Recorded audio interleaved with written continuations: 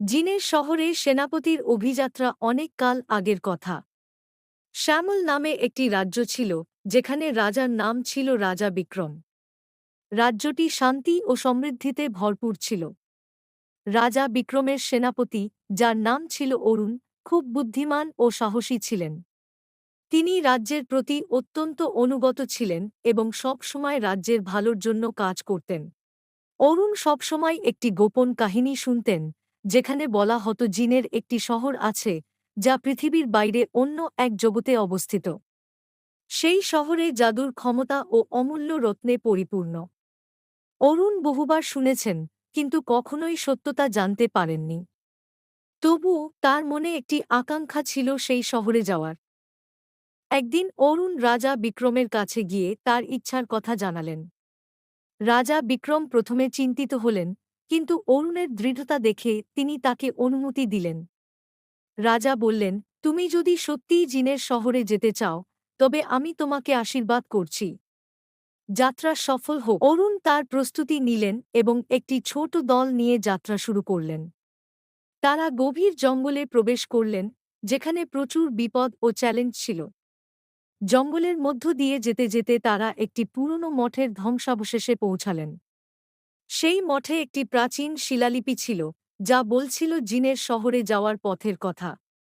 শিলালিপিতে লেখা ছিল, যদি তুমি সত্যি হতে চাও জিনের শহরে, তবে সাহস ও সততার সাথে মোকাবিলা করতে হবে তিনটি চ্যালেঞ্জ। প্রথম চ্যালেঞ্জ হচ্ছে সত্যের পথে থাকা, দ্বিতীয় চ্যালেঞ্জ হচ্ছে সাহসিকতার পরীক্ষা, আর তৃতীয় চ্যালেঞ্জ হচ্ছে আত্মত্যাগের প্রমাণ। অরুণ তার দলের সাথে এগিয়ে চললেন। প্রথম চ্যালেঞ্জে তাদের সত্যের পরীক্ষা হল।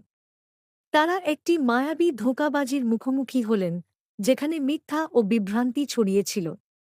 কিন্তু অরুণ ও তার দল সত্যের পথে থেকে সেই ধোঁকাবাজি কাটিয়ে উঠলেন। দ্বিতীয় চ্যালেঞ্জে তাদের সাহসিকতার পরীক্ষা হল।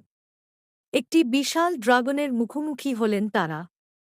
ড্রাগনটি আগুনের শ্বাস নিয়ে তাদের ভয় দেখাচ্ছিল।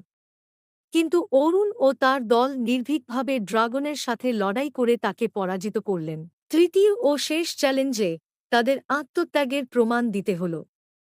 একটি জাদুকরি দরজা খুলতে হলে একজনকে আত্মত্যাগ করতে হবে। অরুণ নিজেই সেই ত্যাগ স্বীকার করলেন। তিনি বললেন, আমার জীবন রাজ্যের জন্য। আমি আত্মত্যাগ করব যাতে আমার দল জিনের শহরে পৌঁছাতে পারে। তখনই এক অলৌকিক ঘটনা ঘটল। দরজা খুলে গেল এবং অরুণ ও তার দল জিনের শহরে প্রবেশ করলেন। সেখানে তারা অবিশ্বাস্য সৌন্দর্য ও জাদু দেখলেন।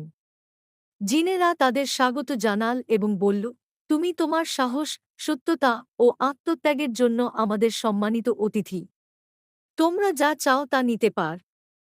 অরুণ ও তার দল কিছু মূল্যবান রত্ন ও জাদুর জিনিস নিয়ে রাজ্যে ফিরে এলেন।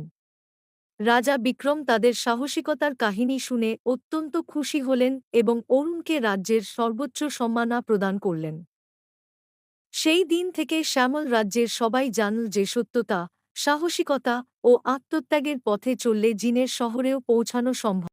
রাজ্যটি আরও সমৃদ্ধ ও শান্তিপূর্ণ হয়ে উঠল এবং অরুণের কাহিনী যুগ যুগ ধরে মনে রাখা হল।